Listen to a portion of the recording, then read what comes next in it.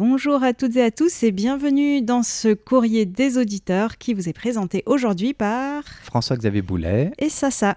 Alors, aujourd'hui, nous avons pas mal de choses à annoncer. Déjà, un joyeux Noël à toutes et à tous et surtout des bonnes fêtes de fin d'année puisque Noël vient de passer. Oui, et on remercie toutes les personnes qui nous ont écrit, par mail principalement, pour nous souhaiter de bonnes fêtes. Ça nous a On beaucoup a reçu touchés. des jolies cartes électroniques, des cartes traditionnelles, mais aussi des commentaires sur les réseaux sociaux en réponse justement aux petits réels qu'on a mis ou aux petites cartes de vœux. C'était fort sympathique. Et puis, vu que Noël, c'est quand même la période propice aux cadeaux, on a des cadeaux à envoyer aux auditeurs quand ils sont tirés au sort pour les concours. Mais avant d'être tiré au sort pour les concours, il faut participer au concours. Oui. Donc, c'est l'occasion de rappeler les concours et d'annoncer les nouveaux, peut-être. Oui, alors pour celui du mois de décembre, c'est vraiment ric-rac, il reste juste quelques jours, donc dépêchez-vous pour celles et ceux qui n'ont pas encore répondu. Voilà, en fait, vous avez jusqu'à 12e coup de minuit du passage à la nouvelle année pour répondre à la question mensuelle. Alors, en décembre, la question concerne en fait une émission animée par Sassa, qui a interviewé Aurélien Rossanino, notre pigiste, qui a aussi publié un livre, Les 80 mots de Taïwan. Et l'occasion de plusieurs décryptages qu'on vous invite à réécouter sur le site de la radio d'ailleurs, puisqu'il présente plusieurs mots comme ça sur un livre qui est publié à l'Asiatech. Tout à fait. Et on s'était dit, c'était la question de demander à nos auditrices et à nos auditeurs, selon vous, quels seraient les 5 mots que vous choisiriez pour définir ou décrire Taïwan ? Voilà, donc c'est pas forcément des mots d'Aurélien Rossanino dans son livre, mais c'est vous-même, quand vous pensez à Taïwan ou quand vous parlez de Taïwan, à quoi est-ce que vous pensez ou parlez en premier ? En fait, ça peut être très divers selon les personnes. Tout à fait. Et nous dire aussi pourquoi, bien sûr. Et Voilà. Si jamais, mais bon, on sait pas, mais si jamais vous n'avez pas d'idée, vous pouvez toujours aller voir sur notre site internet, par exemple, quelles ont été les émissions que vous avez le plus aimées et à partir de là, voilà, ça peut donner des idées. Voilà, des idées, des couleurs, des arômes, à vous de nous dire ce que vous voulez. Comme le dit l'adage taïwanais, les goûts et les couleurs, ça ne se discute pas, donc il n'y aura pas de mauvaise réponse. Vos 5 mots que vous associez à Taïwan, pourquoi aussi, à vous de nous le dire jusqu'au 31 décembre pour tenter de remporter un petit porte-monnaie en forme de fruit. Et il y aura 5 gagnants à tirer au sort. Voilà, 5 questions, 5 mots, 5 gagnants. Donc, j'espère que vous serez parmi les chanceux qui gagneront. Et puis sinon, il y a toujours un autre concours qui peut en cacher un autre. Donc, il y a le rappel du concours trimestriel. C'est pareil, jusqu'au 31 décembre au soir. Oui, donc dépêchez-vous. La question, c'est, sauriez-vous donner le nom d'au moins 2 pièces du Musée national du Palais de Taipei qui sont exposées en République tchèque? C'est vrai que 2025, c'était l'année de la culture en Europe, enfin l'année taïwanaise de la culture en Europe, avec pas mal de manifestations, d'événements, de concerts et cette grande exposition. Donc il y a plus d'une centaine, je crois, d'œuvres du Musée national du Palais exposées. On vous demande le nom d'au moins 2 pièces célèbres qui y sont, quoi. C'était une exposition vraiment exceptionnelle, on va dire. Et on peut gagner une cadeaux... réplique de ça ? Non, pas du tout. Des cadeaux exceptionnels aussi, puisque c'est assez rigolo. C'est une paire de tongs qui marche toute seule. Ah oui, voilà, c'est un genre de petits gadgets que Tiffen a trouvé sur les marchés taïwanais. En fait, il suffit de remonter, c'est un ressort mécanique. Vous remontez sur le côté le ressort comme si vous remontez une montre mécanique et puis vous le posez et les tongs avancent toutes seules. Je pense que si vous avez un chat, ça peut être assez rigolo. Voilà. Donc ça, c'est le petit gadget made in Taiwan pour terminer l'année en beauté, n'est-ce pas ? Oui, et donc on va aussi annoncer les concours pour le mois de janvier. Voilà, c'est notre cadeau de Noël. Oui. Le cadeau de Noël en retard, mais le cadeau du Nouvel An en avance. Alors, en janvier, une nouvelle question, donc un nouveau concours. On voudrait savoir... quelles sont les personnalités politiques qui sont visées depuis quelques jours, depuis fin décembre d'une manière générale, par des tentatives de destitution ou de révocation. Voilà, des personnalités politiques taïwanaises, il y en a plusieurs, à destituer, enfin c'est pas moi qui le dis, mais sous le mandat d'une tentative de destitution, il y en a plusieurs aussi. Voilà, donc donnez-nous le nom de ces personnalités et vous pourrez gagner... disons, c'est très fruit les cadeaux, encore un fruit. Et cette fois-ci, c'est un ananas, mais tricoté. Il faut quelques vitamines. Voilà, et il y aura aussi 5 gagnants pour le tirage au sort de janvier 2026. Alors, en ce qui concerne le concours trimestriel janvier, février, mars, la question, alors ça n'a rien à voir, c'est sur un tout autre sujet.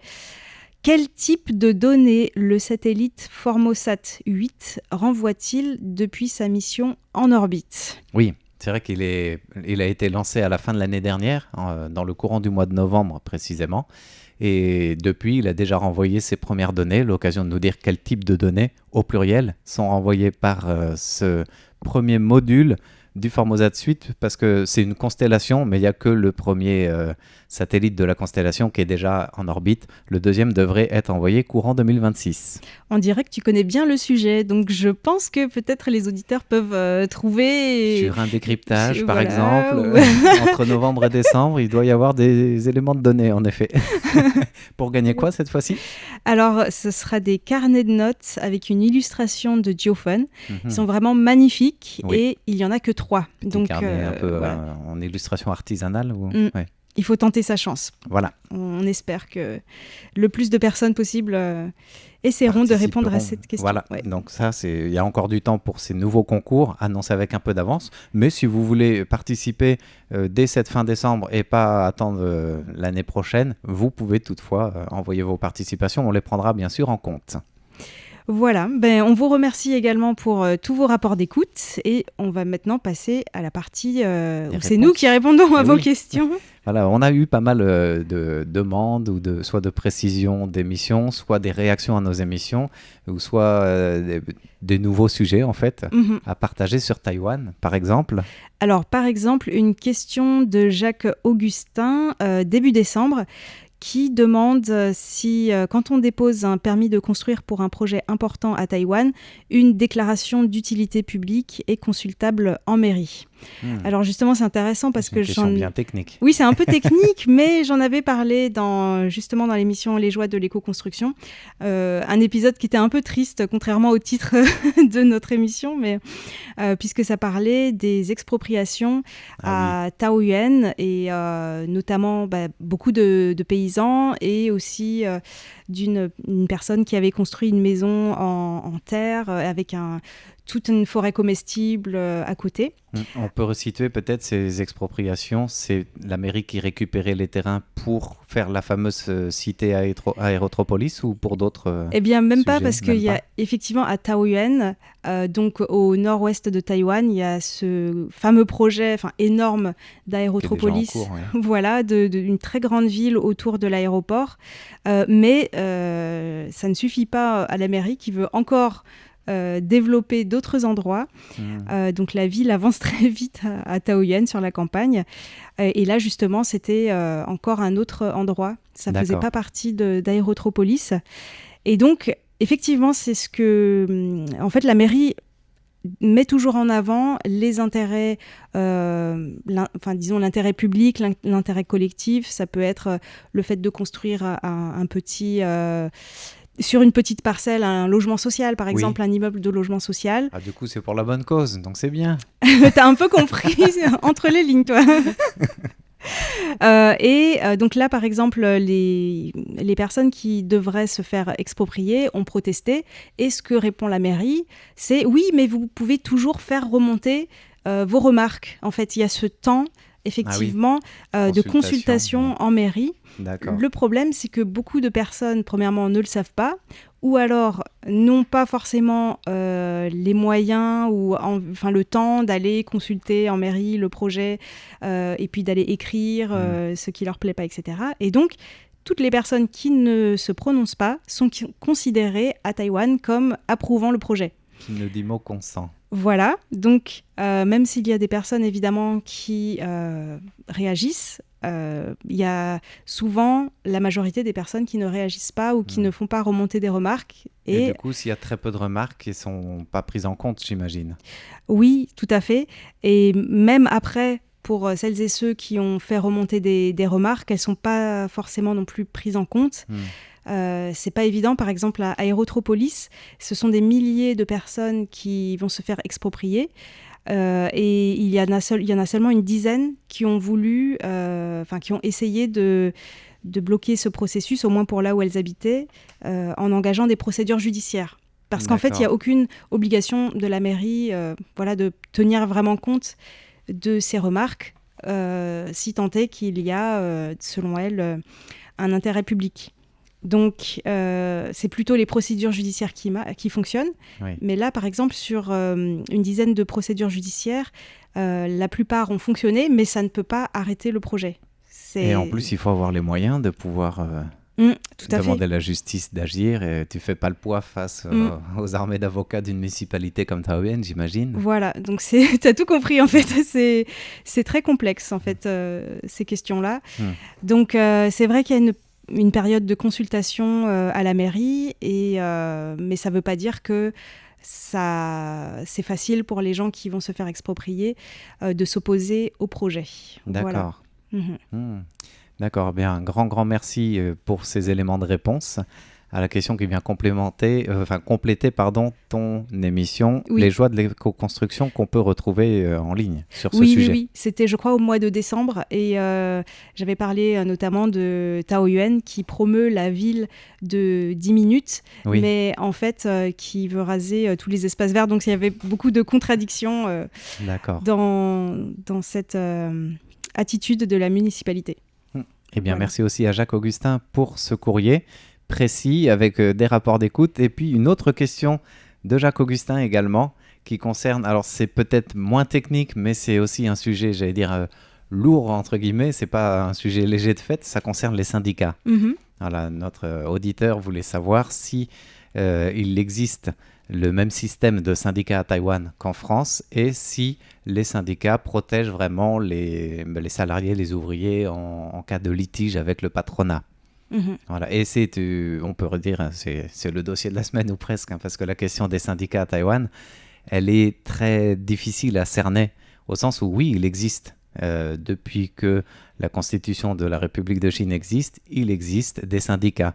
Mais pendant très très longtemps, c'était la mainmise du parti au pouvoir sur les syndicats, y compris dans les compagnies publiques que dans les grandes sociétés. On peut citer par exemple la compagnie d'électricité publique Taipower ou la CPC. Je vais revenir sur l'exemple de la CPC tout à l'heure parce que c'est la première à avoir voté le président d'un syndicat hors parti au pouvoir. C'est une compagnie pétrolière, hein, c'est ça ? Oui, la CPC, c'est la compagnie publique pétrolière. Et donc les syndicats, on le disait, ils existent depuis très très longtemps. Arrivé à Taïwan, le Kuomintang a remis le même système de répartition qu'il y avait sur le continent chinois. Et du coup, les mêmes syndicats, les mêmes systèmes d'élection et de représentants, avec une portion de 80% finalement de membres syndiqués qui sont du parti Kuomintang, étaient dans les sociétés publiques. Tout était par nomination quasiment.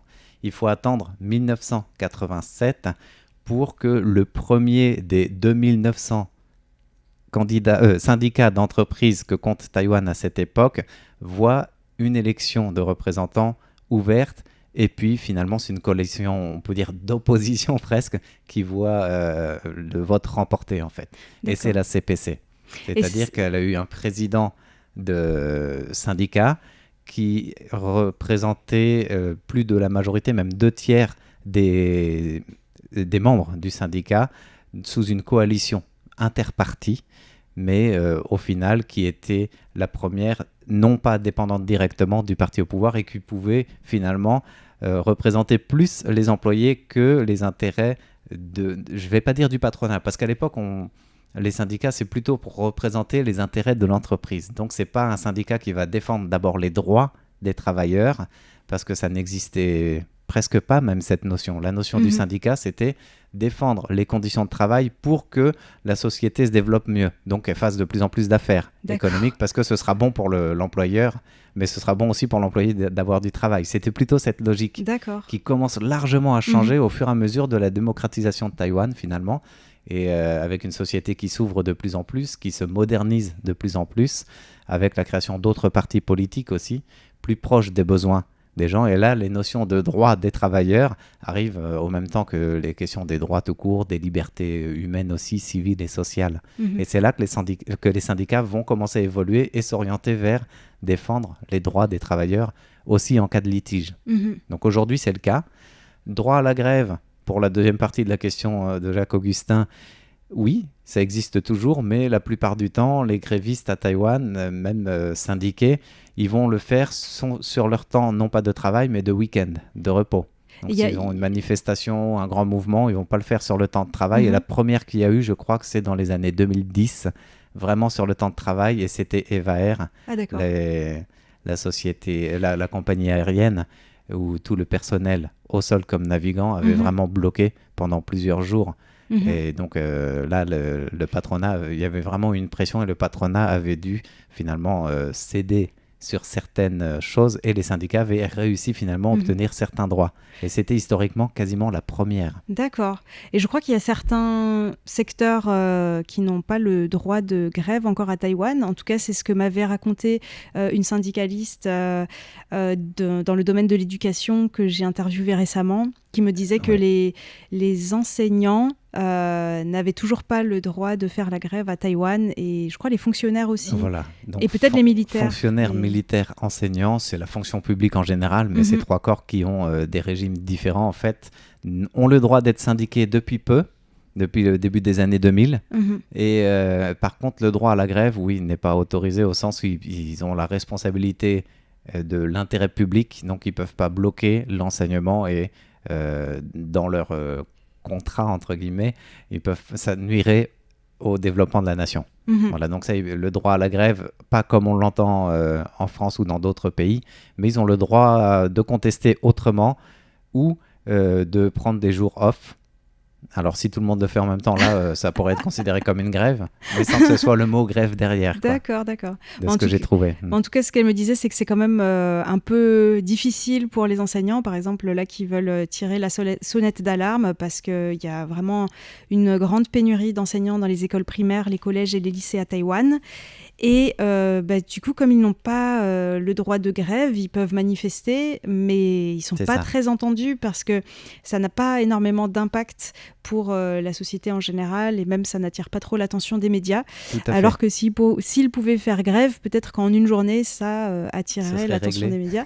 Mais je ne suis pas sûre que ce serait réglé parce que c'est des questions assez complexes. Mais c'est vrai que voilà, le droit à la manifestation et le droit à la grève sont vraiment différents, et c'est bien de le noter. Ils pourraient manifester, mais on leur conseillerait de le faire justement. Oui, ils le font le week-end. Tout Exactement. à fait, c'est ça. Et ça, c'est pas que à cause du risque de perdre un emploi ou etc. C'est aussi dans la mentalité de la société à Taïwan. Je vais peut-être me plaindre. Je suis pas dans les bonnes conditions, mais je vais pas le faire sur mon moment de travail parce que ça reste ma responsabilité de travailler. Et c'est une mentalité qui évolue un peu, mais qui reste encore très présente. Mais je pense que c'est pas dû que à la mentalité, c'est aussi dû à l'histoire. Parce qu'en France, dans l'histoire, on a eu plusieurs grèves générales qui ont porté leurs fruits. Et du coup, ça a créé des précédents. Et peut-être que là, il y avait effectivement cette grande grève d'Eva Air, mais qu'il n'y en a pas eu beaucoup d'autres, et donc ça n'est pas encore entré dans peut-être l'histoire collective. Oui, vraiment. Et puis il y a aussi l'histoire de la politisation de beaucoup, à Taïwan en fait, de beaucoup même d'entreprises et même de secteurs. Et souvent, les personnes les plus... J'ai trouvé ça sur une étude assez intéressante qui étudie l'évolution des syndicats des années 90 à 2005. Et les hommes sont plus syndiqués que les femmes, d'une manière générale. Souvent, les jeunes aussi sont les personnes qui ont... les jeunes ou ceux qui ont un niveau de degré d'éducation supérieure sont plutôt favorables à l'influence syndicale et à vouloir se syndiquer eux-mêmes, mais pas pour forcément avoir des revendications. C'est-à-dire, quand c'est l'heure d'agir, il y a moins de 40% de personnes qui sont prêtes à le faire, alors qu'ils sont 65% à soutenir les syndicats. Donc il y a vraiment ces deux tendances intéressantes à souligner. Ils ont des fortes attentes dans le pouvoir de négociation des syndicats, peut-être à leur place en tant que représentants, justement, de porter leur voix, et que ça ne vaut pas la peine forcément d'arrêter le travail. Il y a ça, et il y a aussi l'image que les Taïwanais ont des syndicats en général qui n'est pas forcément très positive quand... ils ne sont pas optimistes sur ce qu'ils vont pouvoir avoir au final, et au contraire, ils ont peur d'être plus fichés ou mal vus après coup. Donc ça reste encore très fort comme une image un peu négative de l'influence des syndicats à Taïwan. Mais une autre influence intéressante à noter, et c'est cette étude de chercheurs sur cette évolution des syndicats, elle est un peu, j'allais dire, alarmiste dans sa conclusion, puisqu'elle montre, en tout cas dans les limites et les défis de ces syndicats, c'est que depuis que le Parti démocrate progressiste est arrivé au pouvoir, eh bien, les syndicats sont moins actifs pour défendre les intérêts et les droits des travailleurs, alors que c'était le DPP qui encourageait cette action des syndicats et à défendre plus vers représenter justement les ouvriers, les travailleurs, être du côté social face au patronat en cas de litige. Et ils sont beaucoup moins soutenus par le parti depuis que le parti a les rênes de l'État. D'accord. Bah, c'est pas pareil d'être au pouvoir. On n'a pas les conclusions derrière, mais quand tu es d'un côté mais... ou de l'autre de la barrière, c'est plus du tout la même vision ou le même soutien. Voilà. Après, oui, les identités de classe, c'est vraiment la classe ouvrière qui manifeste le soutien le plus fort. Ça, c'est, je pense, dans la plupart des sociétés, c'est pareil, aux syndicats, mais pas toujours prête, encore une fois, à se mobiliser en masse. Voilà. Ben, on a encore découvert des choses intéressantes grâce à l'une de vos questions, donc merci beaucoup à Jacques Augustin. Et on passe maintenant à une question qui nous vient d'Inde, c'est Siddhartha Bhattacharjee. Je ne sais pas si je prononce bien, mais j'espère. En tout cas, mieux que moi. Qui nous pose des questions sur, enfin plusieurs questions d'ailleurs, mais à propos des droits humains. Il a demandé tout d'abord si Taïwan célébrait la Journée internationale des droits de l'homme le 10 décembre. Il demande aussi de quels droits humains bénéficient les Taïwanais, une vaste question, et quelles sont les principales violations des droits humains à Taïwan. Alors, en fait, le 9 et 10 décembre dernier, il y a eu pas mal d'événements autour des droits de l'homme pour cette journée internationale à Taïwan. Oui. Mais disons que le gouvernement a lui-même organisé aussi une grande conférence internationale à Taipei qui consistait en un partage d'expériences entre des experts, des chercheurs de différents pays sur le thème de la justice transitionnelle. Donc il y avait des Taïwanais, des Allemands, des Coréens du Sud, Lituaniens, Polonais et des Tchèques. Donc c'était vraiment voilà, une grande conférence. Et ce qui est intéressant, c'est de voir déjà que c'est sur la question de la justice transitionnelle. Donc que Taïwan, enfin le gouvernement taïwanais essaye de regarder en face les pages un peu sombres de son histoire et de voir comment s'inspirer aussi d'autres pays qui ont fait face à des périodes difficiles pour voir comment s'en inspirer, comment faire pour surmonter ces questions et trouver des solutions pour les victimes peut-être. Oui. C'est vrai qu'il n'y a qu'en passant par ces étapes-là qu'on pourra vraiment, je pense, dépasser, enfin c'est ce que disent la plupart des experts de ce forum ou d'autres, qu'on pourra vraiment dépasser cette période plutôt que la gommer, parce qu'il ne faut surtout pas la gommer, il faut qu'elle reste dans les mémoires pour la dépasser et que ça ne recommence pas justement. Oui, et en plus à Taïwan c'est complexe parce qu'il n'y a pas que la période de la terreur blanche, donc de la dictature après la Seconde Guerre mondiale, mais il y a aussi toutes les injustices dont ont souffert les autochtones depuis même la période de la colonisation japonaise. Oui, tout à fait. Donc tout ça, c'est assez complexe. Voilà. À Taïwan aussi, la journée des droits de l'homme, la Fondation taïwanaise pour la démocratie remet un prix chaque année. Ah oui, tout à fait. Qui est lié à ça. Donc c'est remis symboliquement le 10 décembre, même si le lauréat est annoncé quelques jours avant. Et c'est souvent des lauréats étrangers. Tout à fait, tout à fait. Et souvent justement des étrangers qui promeuvent les droits de l'homme dans leur pays, soit autoritaires, soit dans des conditions difficiles. Et ça peut être une personne, une association ou institution, et ça va dans ce sens-là justement de mettre en valeur la défense des droits de l'homme. Tout à fait. Alors pour répondre à la deuxième question, de quels droits les Taïwanais bénéficient-ils aujourd'hui ? Tout d'abord, il y a la liberté d'expression, mais il faut rappeler que ce n'était pas toujours le cas. Oui. Et comme tu l'as dit, donc, il y a eu un processus de démocratisation fin des années 80 et dans les années 90, avec certaines personnes qui se sont même sacrifiées pour la liberté d'expression, notamment Deng Nanzhong, qui s'est immolé en 1989 pour promouvoir la liberté d'expression à Taïwan. Mais Taïwan a aussi ratifié ces dernières années de nombreuses conventions internationales dans le domaine des droits de l'homme, sur les droits civils et politiques, les droits économiques, sociaux et culturels, sur l'élimination des discriminations raciales. des discriminations à l'égard des femmes, la Convention internationale contre la torture et celle relative aux droits de l'enfant et des personnes handicapées. D'accord. Mais justement, j'en viens à la troisième question. C'est pas simplement en ratifiant une convention qu'on l'applique réellement. Oui.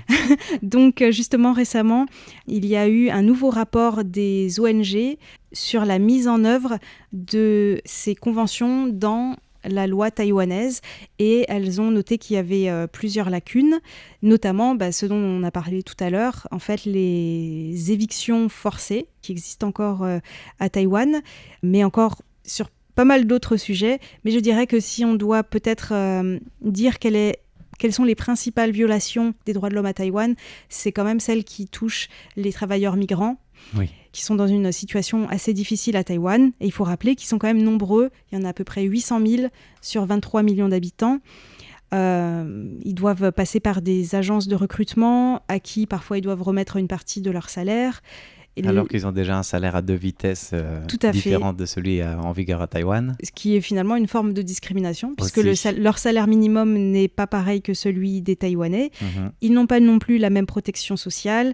Parfois, ils travaillent vraiment un nombre d'heures excessif, sans beaucoup de congés en fait, pour se reposer. Et puis, l'accès à la justice est assez difficile pour eux pour les questions de langue, notamment. Voilà, donc je dirais que c'est de ce côté-là que les progrès dans le domaine des droits de l'homme sont les plus attendus à Taïwan, même si il y a d'autres questions aussi, bien sûr, comme dans tous les pays. Mais oui. Voilà. Merci beaucoup à Siddhartha pour sa question. On va terminer avec une question un petit peu légère. Oui, une question de Noël, c'est la période. C'est Philippe Marsan, un auditeur fidèle qui nous écoute en France, qui voulait nous signaler qu'à Libourne, pas loin de chez lui, il y a un secrétariat international du Père Noël qui reçoit des courriers et qui tente bien sûr d'y répondre. Il voulait savoir s'il y avait cette pratique-là à Taïwan, et il voulait surtout nous dire qu'il y a des courriers de Taïwan qui arrivent jusque ce secrétariat. Donc il voulait savoir si on connaissait cette pratique ou pas. Et bien justement, cette semaine, à l'occasion de Noël, on a découvert dans l'actualité, on a partagé sur les réseaux sociaux, que Taïwan est le pays qui a le plus écrit au Père Noël cette année, en tout cas en Allemagne, dans la grande boîte postale. Alors il y a 7 postes allemandes du Père Noël international qui sont regroupés dans une assez célèbre, et les Taïwanais ont écrit plus de 9000 courriers au Père Noël. C'est la première provenance. D'accord, je ne savais pas que le Père Noël répond, Mm-hmm. il va avoir mal au coude, au poignet. Je ne savais pas que les Taïwanais aussi écrivaient au Père Noël. C'est assez étonnant parce qu'ici, Noël n'est pas forcément très fêté. Oui, mais il y en a qui le font aussi en classe. C'est une activité de Noël qui peut être préparée en classe, souvent en classe bilingue d'anglais ou pour des petits. Tiens, vous savez, on peut écrire au Père Noël. Alors, ils écrivent une petite carte.